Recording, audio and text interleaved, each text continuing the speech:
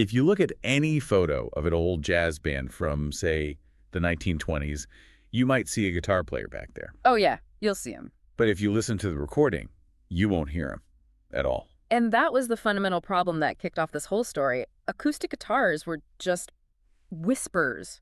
You put one next to a big band's brass section, and it just vanishes. So for decades, it was just stuck in the rhythm section, couldn't really take a solo. Exactly. So musicians, they needed to get louder, but their first attempts to use electricity were a total disaster. They basically just tried taping crude microphones to the guitar body, right? Yeah, and all they got was a horrible noise. Feedback, buzzing, electrical hum, everything you don't want.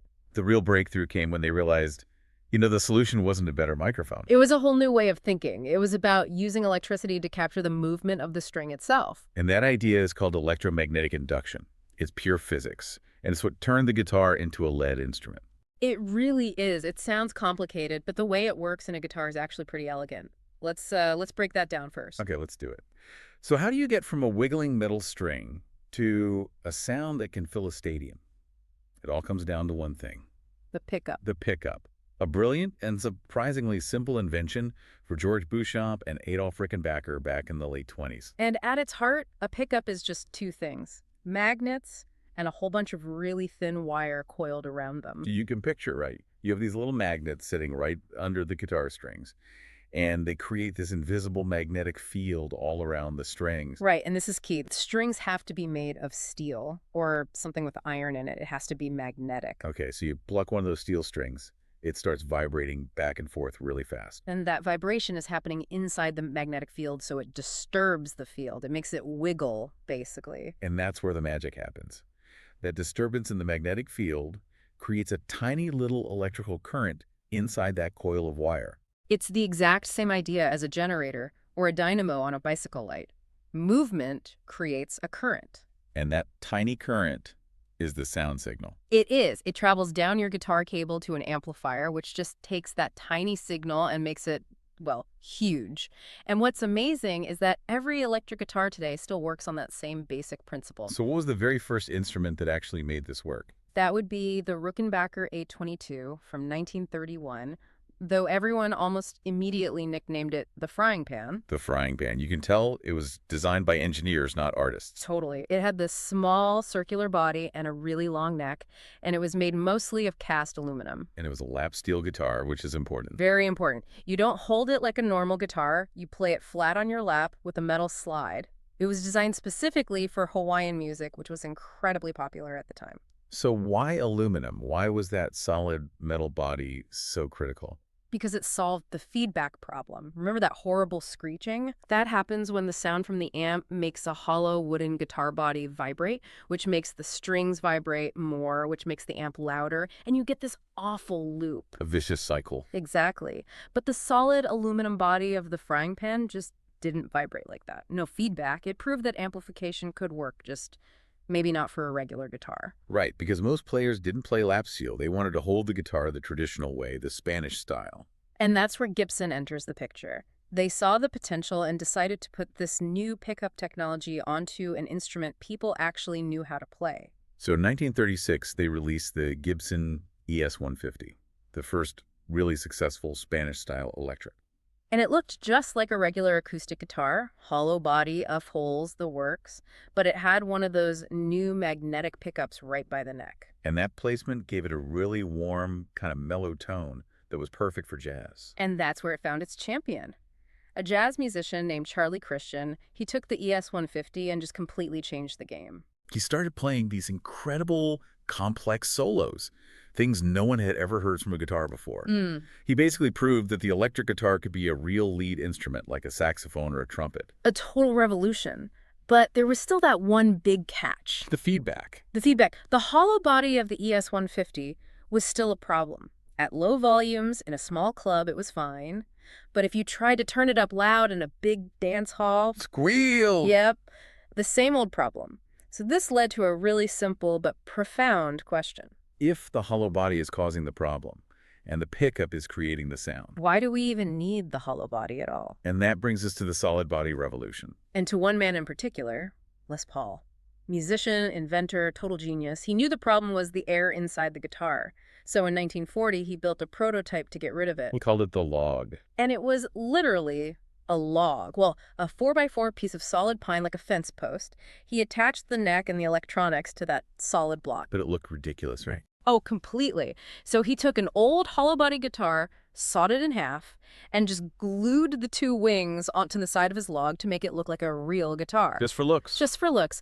And it worked perfectly. That solid center block didn't vibrate, so you could turn it up as loud as you wanted. No feedback. And you got this really clean sound with way more sustain, meaning the notes rang out for a lot longer. Which is perfect for solos. But when he took it to the factories, they literally laughed at him. They called it the broomstick with a pickup on it. So Les Paul had the idea, but he couldn't get it made. Not at first. The person who really made the solid body guitar a commercial success was a radio repairman named Leo Fender. Leo Fender's genius wasn't so much in music, it was in manufacturing. He thought like an assembly line worker. Precisely. In 1950, he introduced the first mass-produced solid body guitar. It was first called the Esquire, then the Telecaster. And it was brilliantly simple, just a flat slab of wood, usually ash or alder. And it had one innovation that was pure Fender. The bolt-on neck? Why was that such a big deal? Well, traditional guitars like Gibson's had the neck glued in. Yeah. If you broke it, it was a huge, expensive repair. Right. With a Fender, if you broke the neck, you just unscrewed 4 bolts, took the old one off, and bolted on a new one. Easy. It was a tool for working musicians. Tough, reliable, easy to fix. And it had this bright, sharp, cutting sound that was perfect for country and this new thing called rock and roll. The Telecaster was a massive hit. Which, of course, made Gibson realize they'd made a huge mistake by rejecting Les Paul's log. A huge mistake. So they went back to Les Paul, and in 1952, they finally released their own solid body, the Gibson Les Paul. And it was the complete opposite of the Fender. Totally. Where Fender was simple and functional, Gibson was all about luxury. Yeah. It had a heavy mahogany body with a beautiful carved maple top, and it had a glued-in neck, which they said gave it better tone. And the sound was different too, right? Oh, completely. The Les Paul had this thick, powerful, warm sound with incredible sustain. It was a roar compared to the Telecaster's twang. And later versions of the Les Paul introduced another massive innovation, the humbucker pickup. Yes. Okay, so those early single-coil pickups, like on the Telecaster, they worked great, but they also acted like little antennas. Picking up electrical noise from lights, from wiring. Yeah. That classic 60-cycle hum. Exactly. The humbucker, as the name suggests, bucks the hum. It cancels it. How does it do that? It's so clever. It uses 2 wire coils instead of 1. They're wired in a special way so that the hum from one coil cancels out the hum from the other. But the signal from the guitar string gets picked up by both and actually becomes stronger. So you get a fatter, louder sound with zero noise. It's brilliant engineering. But Leo Fender wasn't done.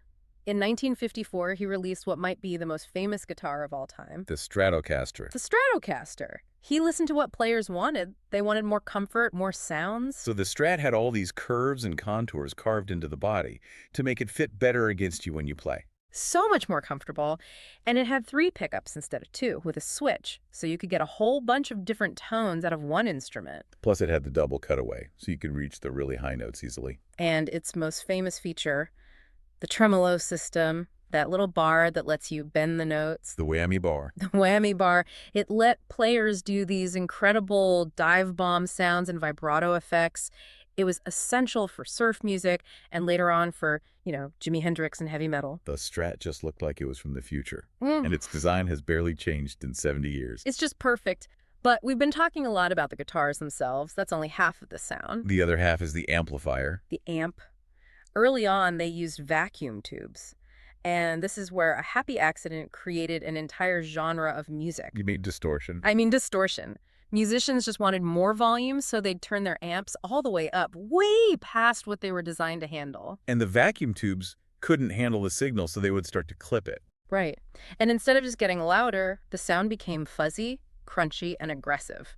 And it sounded amazing. It sounded like rock and roll. That was it. That was the sound.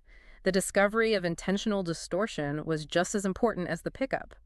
Amps also started adding effects, like reverb, to make it sound like you're playing in a giant hall.